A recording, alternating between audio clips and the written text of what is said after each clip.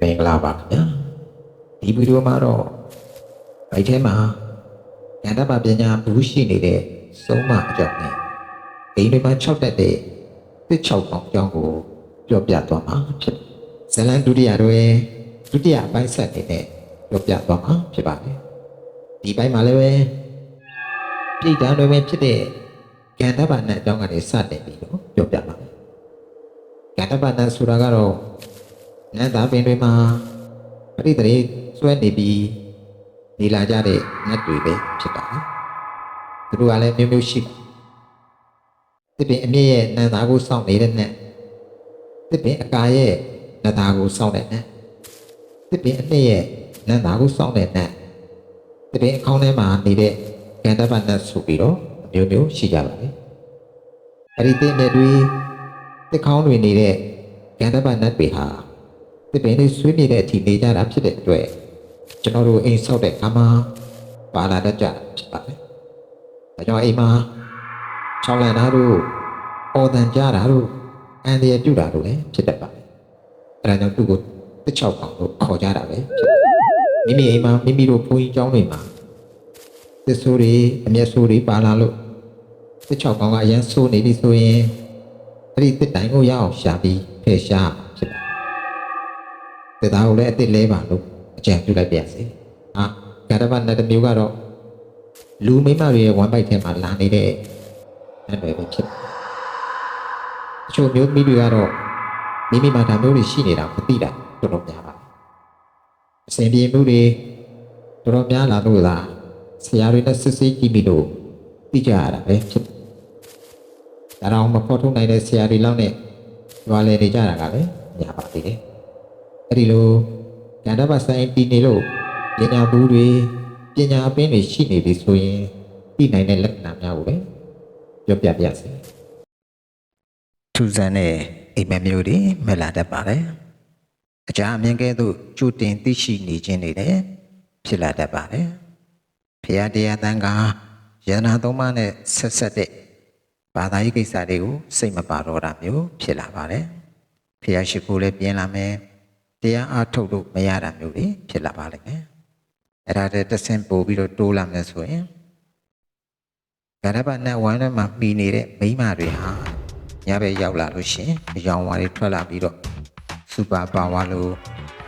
တကိုးတွေစွမ်းရည်တွေနဲ့ကျက်စားလာတတ်ကြပါတယ်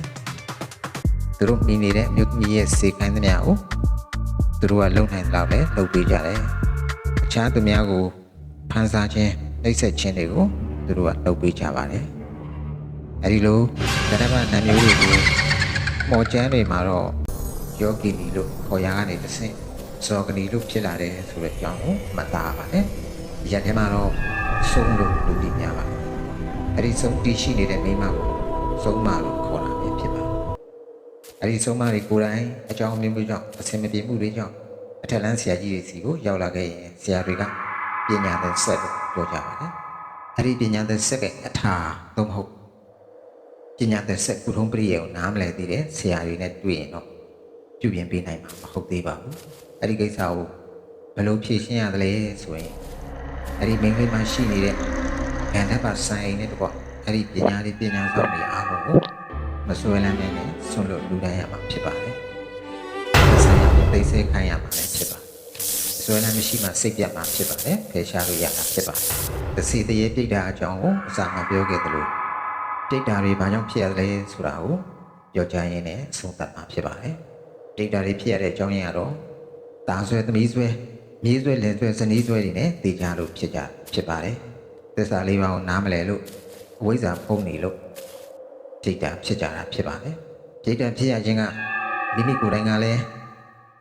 ပေးကလူတန်းလို့မရှိခြင်းသူတစ်ပါးတွေပေးကလူတန်းတာကိုလည်းပိတ်ပင်တားမြင့်လို့ဖြစ်ပါသူတစ်ပါးတွေကိုညှို့ဆူခြင်းဝင်တိုခြင်းတို့သည်လည်းပြိတ္တာဖြစ်စေတတ်သောအကြောင်းဖြစ်တဲ့အတွက်ကြောင့်လိုင်းပေါ်မှာရောအပြင်မှာရောသူတစ်ပါးကို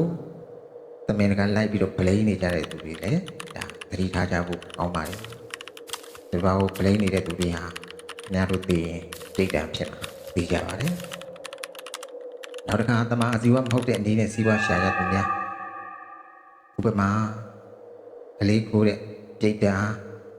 မိမိကြောကုန်းမိမိပြန်ခွာစားနေရတဲ့တရားသူကြီးပြိတ္တာစသဖြင့်ပေတဝတ္ထုကိုပမာပြုပြီးတော့တတိထားစရာတွေကိုတင်ပြလိုက်ရခြင်းဖြစ်ပါတယ်။အခုလိုဗီဒီယိုဆုံးထိကြည့်ရှုပေးတဲ့အတွက်ကြောင့်ချစ်မိတ်ဆွေများကိုကျေးဇူးတင်ကြောင်းပြောကြရင်ဆက်လက်ပြီးတင်ဆက်သွားမယ်ထူးဆန်းထွေလန်းဖြစ်မှန်ဇလန်အဖျားပြားကိုလည်းဆက်လက်ကြည့်ရှုအားပေးနိုင်ဖို့အတွက်ကျွန်တော်ရဲ့ဒီ YouTube channel လေးကို subscribe မလုပ်ရသေးဘူးဆိုရှင်နှိပ်ထားကြဖို့ပြောကြရင်နှုတ်ဆက်ကာရပြုလိုက်ရပါတယ်အားလုံးချစ်မိတ်ဆွေများကိုယ်စိတ်နှပြချမ်းသာချမ်းသာကြပါစေခင်ဗျာ